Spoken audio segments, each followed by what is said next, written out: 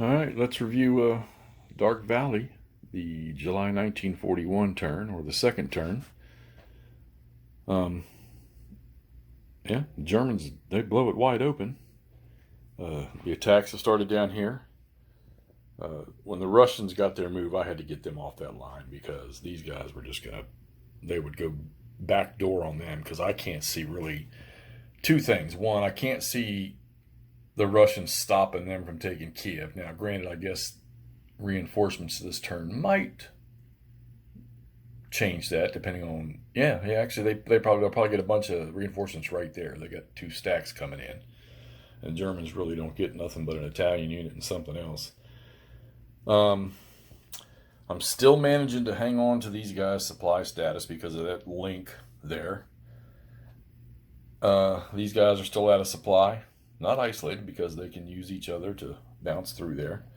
Now see, it says friendly unit can negate. It doesn't say anything about friendly unit zone of control. So these guys are pushing up. I did an attack there and got lucky and retreated that 2-4 unit there back towards Odessa. The Romanians were effective, actually. That thing there, I wonder when I'm ever going to use that. So, probably getting to the point where the Germans will cut this off. Like I said, it all depends on the chit draws. And let me say something. This system here, I'm going to give it to Ted Racer. Now, granted, I haven't played a lot of games since I've come back into gaming. I've probably played between 10 and 15. And of the old ones I remember from the 70s and 80s. This rule book couldn't be laid out any better. Matter of fact, right now I can't name a better rule book than this one that just goes step by step with the sequence of play. Now, I'm getting why a lot of people love this game. One, just the way it plays is phenomenal. It's awesome. I really enjoy it. But then as you're going through the sequence of play, which, when you first look at it, you'll be like, my God, look at all these steps. But man, you just roll right through this. And it's not like every section in the rule book is just massive. There's a couple. I think the move only covers like one full page, maybe a page and a couple paragraphs on another page.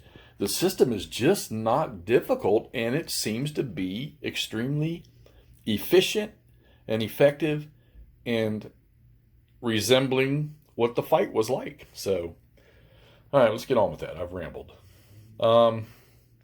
So the Germans here are moving on. Like I say, Kiev, I don't know. These reinforcements are going to be dropped. I think it's going to become a fight now.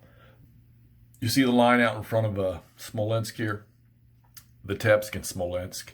The Russians, they haven't been touched yet. They're just trying to build there. But I tell you what hurt was you see these little odd holes in the lines, and then there's one right here. That's on turn 3, all those mechanized cores come off. They get removed from play, and you get to replace them with these two little 2-1 support markers. You have to see what effectiveness those will apply. I gotta read a little bit about those. I'm starting to find out the way things like the air power for the axes. That's a great system, and you're not cluttering up your board with multiple sorties of airplanes. This is a really, really good system. All right, so we've cleaned up all the pocket there. Minsk, one movement, and that's ours. Those units ended up getting isolated and they're out. So had a breakthrough up here, and we're cutting off those units there. Boy, supply was a trick here. I had to fly supply into that headquarters to supply those, and then he is tracing back over here to 4th Panzer headquarters to get his. And then, of course, they're within 7. Supply depots only got to move 4. So 2 turns in a row where I didn't get any massive movement, that's going to slow things down because I don't get to move them again until the end of the next turn. Hopefully we'll get after Riga. The Soviets, I don't know what I'm going to do with this line. I got to see what these reinforcements are going to do coming in this turn because I got to block this area off somehow. So this is going to be one of these deals where I probably, because of the supply depot movement, the Germans aren't going to go as far as they'd like to. Only the mechanized stuff in towns can get air supply. So this line might be okay, but it's looking like the reinforcement drop for the Soviets, plus Stavka comes in. It's going to be here and somewhere up here. I got to get troops up here, you know, whether it's going to be along this line right here, or this line like that to the lake. I don't know. I got to get these gaps. I got to slow these guys down until the Soviet war machine starts to get into roll. Germans are a little scattered, but of course, you know, with all the movement they get, they'll piece that back together. All right, let's take a quick look here at the casualties. No Germans this time, just some step losses. All right, so those were actual combat casualties from either air bombardment or actual combat or their counterattacks that they had to make. And this was the isolation. The isolation wasn't as many this time, so they got those. We did pick up, should say 2, but we're going to say 1. We took Lvov, got that place. Oh, we took Vinica down here. And should have probably just go ahead and marked Minsk because that is going to be ours.